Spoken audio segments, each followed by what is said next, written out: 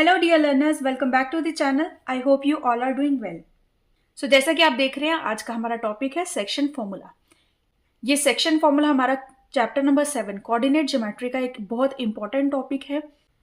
सो चलो बिना किसी देरी के हम समझते हैं पहले सेक्शन फॉर्मूला क्या है और इसमें हम क्या पढ़ने वाले हैं। सो इससे पहले हमने पढ़ा था डिस्टेंस फॉर्मूला, जिसमें कि हमने एक कॉन्सेप्ट समझा था कोलिनियर पॉइंट्स का। क्या बोल रही हूँ मैं? कॉन्सेप्ट हमारा था कोलिनियर पॉइंट्स का। अब ये कोलिनियर पॉइंट्स क्या है, अगर आपको याद होगा तो कोलिनियर पॉइंट्स वो पॉइंट्स होते थे जो कि एक ही स्ट्रेट सेम लाइन पे लाई करते थे। मतलब ये कि हमारे पास अगर 3 पॉइंट है ए, बी एंड सी, ये 3 पॉइंट हैं और ये तीनों एक ही लाइन पर लाई करते हैं। ये हमारे पास एक लाइन है, इस पे ये तीनों पॉइंट्स लाई करते हैं, तो हम बोलते थे कि ये जो तीनों पॉइंट्स हैं ये हमारे कोलिनियर पॉइंट्स हैं। ठीक है। अब ये जो हमने सेक्शन फॉर्मूला पढ़ना है ये हमारा कोलिनियर पॉइंट्स के कॉन्सेप्ट पे ही बेस्ड है। सो क्या है ये सेक्शन फॉर्मूला, इसी से हम समझते हैं। हमारे पास एक पॉइंट है ये ए, ये है बी और ये है सी। अब मैं कह रही हूं कि हमारे पास एक लाइन थी ए बी, जिसमें कि हमारे एंड पॉइंट्स क्या थे, ए एंड बी। ठीक है। एक सी पॉइंट बाद में कोई आ गया और उसने इस लाइन को कट कर दिया। सी पॉइंट ए और बी के बीच में आ गया कहीं, तो इस पूरी सी लाइन को कट कर दिया। ठीक है। अब सी पॉइंट ने अगर इसको कट किया है तो किसी रेशियो में कट किया होगा। मतलब ये कि कुछ हिस्सा इसका ये है, कुछ हिस्सा ये है। टोटल अगर हम बोलें कि ये जो पूरी लाइन है आपकी, ये 1 सेंटीमीटर की है, सपोज कर रहे हैं। ठीक है। मतलब 1 यूनिट की है, इन शॉर्ट हम यूनिट बोल देते हैं। ठीक। तो इस 1 यूनिट को इस पॉइंट ने कट कर दिया ना, कुछ हिस्सा ये रह गया और कुछ हिस्सा ये रह गया, मतलब ए सी और एक सी बी। तो ये कितनी कितनी रेशियो में कट किया है कि ये क्या है और ये क्या है, इसको हम बोलते हैं रेशियो। ठीक है। तो इस सेक्शन फॉर्मूला में हमें एक्चुअली यही पढ़ना है कि हमारे पास अगर पॉइंट है ए, अब हम अगर बात करें कोऑर्डिनेट्स की फॉर्म में, तो मैं बोलूंगी ए पॉइंट अगर मेरे पास है x1 y1, okay, and B point है मेरे पास x2 y2। अब सी पॉइंट एक नया आ गया, इसका मैं नाम दे देती हूँ, ये मेरे कोऑर्डिनेट्स हैं x एंड y। ठीक। तो इस सी पॉइंट ने ए बी को किस रेशियो में कट किया, उसको हम बोलेंगे m1 m2।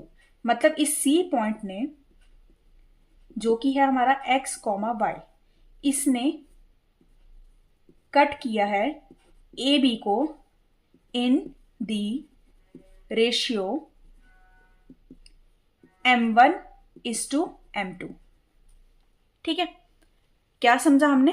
हमने समझा कि हमारे पास कोलिनियर पॉइंट का जो कॉन्सेप्ट था, जिसमें हमें कहा गया था कि अगर कोई 3 पॉइंट्स जो है एक सेम स्ट्रेट लाइन में लाई करते, उसको हम बोलते कोलिनियर पॉइंट्स।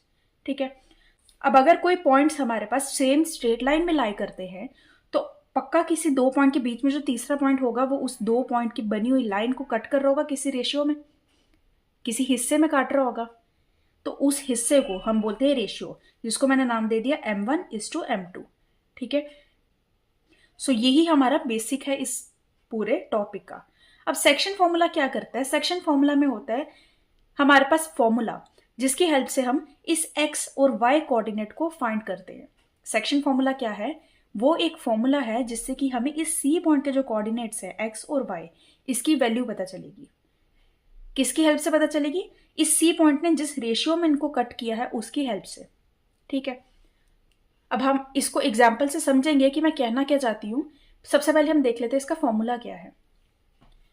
अब हमें क्वेश्चन दिया होगा कि हमारे पास ए पॉइंट है x1 y1, बी पॉइंट है x2 y2।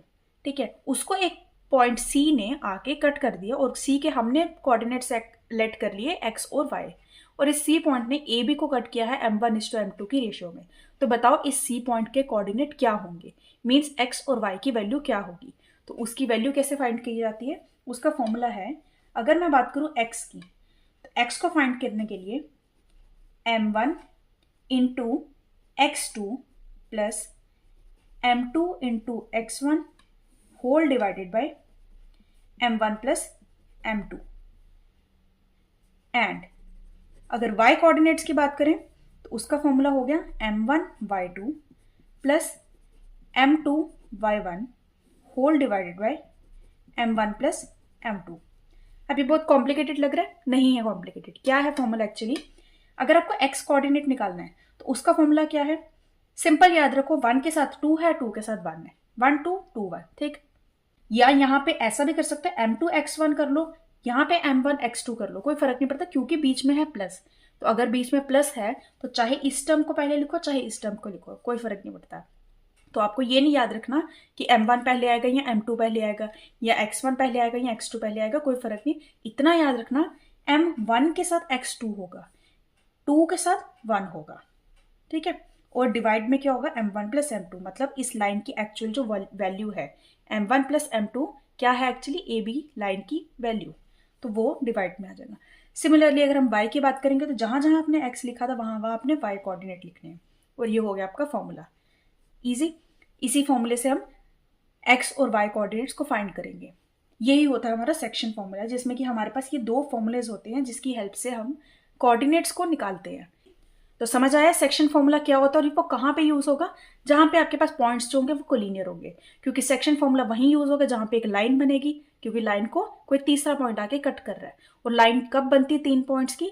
जब वो पॉइंट्स आपके कोलिनियर पॉइंट्स होते हैं, ठीक है। ये तो हमने बात कर ली सेक्शन फॉर्मूला के फॉर्मूलाज की। फॉर्मूला हमें याद करना है, याद करना मैंने आपको बता दिया, बहुत ईजी है, ठीक। अब नॉर्मल जो इजी क्वेश्चन होंगे वो तो आपके सिंपल होंगे।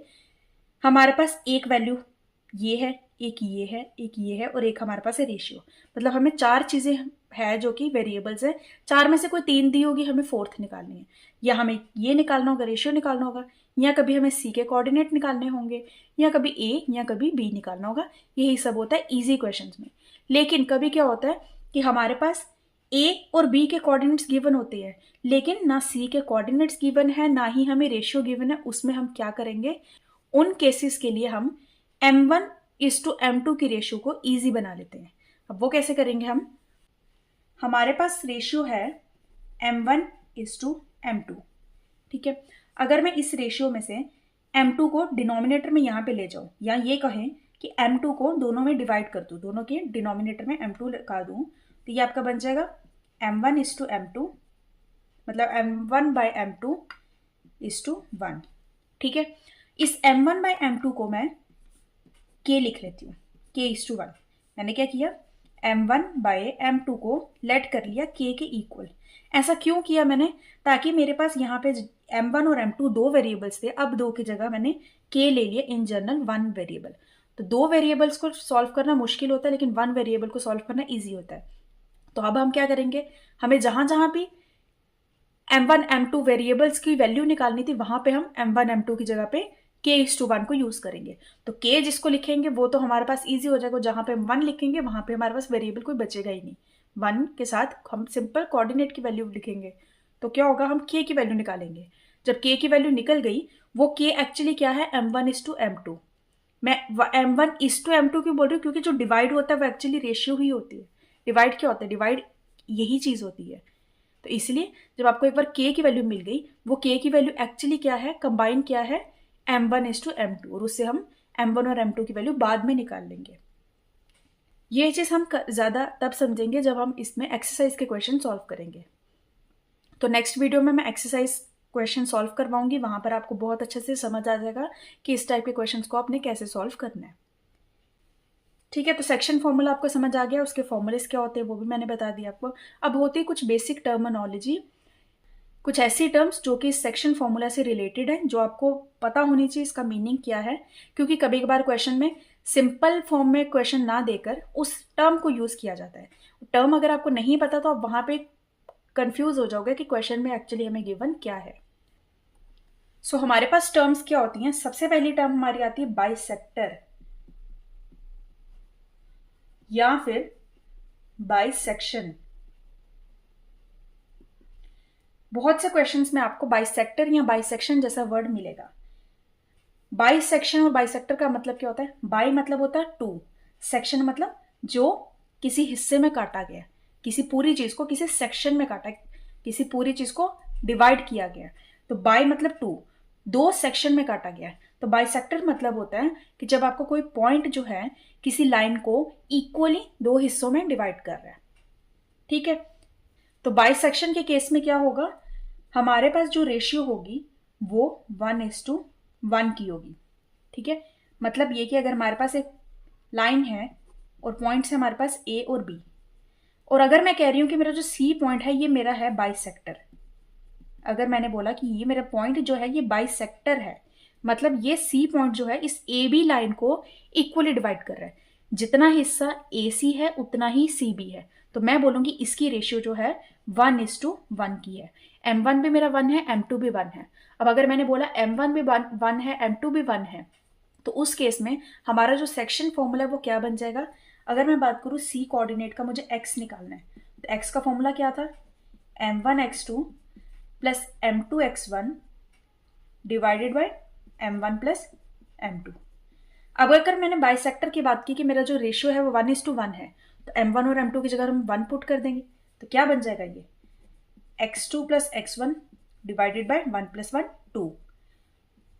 तो ये हो गया हमारे पास x की वैल्यू। सिमिलरली अगर हम y की बात करेंगे, c पॉइंट की बात कर रही हूं मैं क्योंकि c बाइसेक्टर था, ठीक है, तो y की वैल्यू क्या हो जाएगी, सेम वैसी होगी, यहाँ पे y आ जाएगा दोनों में, ठीक है। और अब M1 M2 मैंने 1 पुट करने हैं, तो वैल्यू आ जाएगी आपकी y2 y1 डिवाइडेड बाय 2, या y1 प्लस y2 जो भी लिखना है, प्लस है बीच में इसलिए फर्क नहीं पड़ता पहले कौन सी टर्म लिखी है, y1 लिखी है या पहले y2 लिखी है, x1 लिखी है या x2 लिखी है, क्योंकि बीच में साइन किया है प्लस का, ठीक है। तो मतलब ये कि जब भी अगर आपको क्वेश्चन में बाइसेक्टर या बाइसेक्शन वाला वर्ड मिला होगा, उस केस में आपका जो फॉर्मूला है वो ये ना होके इजी सा ये बन जाएगा।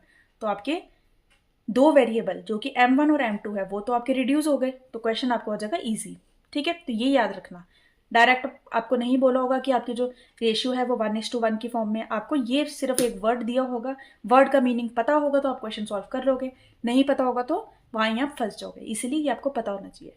सेकेंड वर्ड आपका आता है ट्राइसेक्शन। अब जैसा हमारे पास बाइसेक्शन था वैसे ही हो गया हमारे पास ट्राइसेक्शन। ट्राइसेक्शन जैसा कि नाम पता चल रहा है, ट्राई मतलब होता है 3 और सेक्शन हो गया हिस्से, ठीक है। तो ट्राइसेक्शन मतलब कि कोई पॉइंट जो है वो किसी लाइन को 3 हिस्सों में डिवाइड कर रहा है। अब एक पॉइंट किसी लाइन को 3 हिस्सों में तो डिवाइड नहीं कर सकता, मतलब ये कि अगर मेरे पास लाइन है ए बी, ठीक है, अगर मैं बोलूं ए बी लाइन को 3 हिस्सों में डिवाइड किया जा रहा है, तो 3 हिस्से डिवाइड करने के लिए आपको 2 पॉइंट चाहिए होंगे ना, तभी 1 2 3 हिस्से बनेंगे। तो इसका मतलब अब हम बात कर रहे हैं कि अगर किसी लाइन ए बी को कोई 2 पॉइंट्स बी और क्यू डिवाइड कर रहे हैं ट्राई सेक्शन में, तो मतलब ये वाली जो वैल्यू है ये भी 1 है, ये भी 1 है और ये भी 1 है, मतलब 3 इक्वल हिस्सों में डिवाइड कर रहे हैं। Means A P is equal to P Q is equal to Q B, ये मतलब है, ठीक है। तो ट्राइसेक्शन सबसे पहली चीज कहाँ काम आती है, जब हम 2 पॉइंट्स की बात करते हैं। जैसे हमने बाइसेक्शन में बोला कि एक पॉइंट सी जो है वो कट कर रहा था ए बी को, ट्राइसेक्शन कब होगा, जब 2 पॉइंट पी और क्यू कट कर रहे हैं ए बी को। पहली बात तो ये।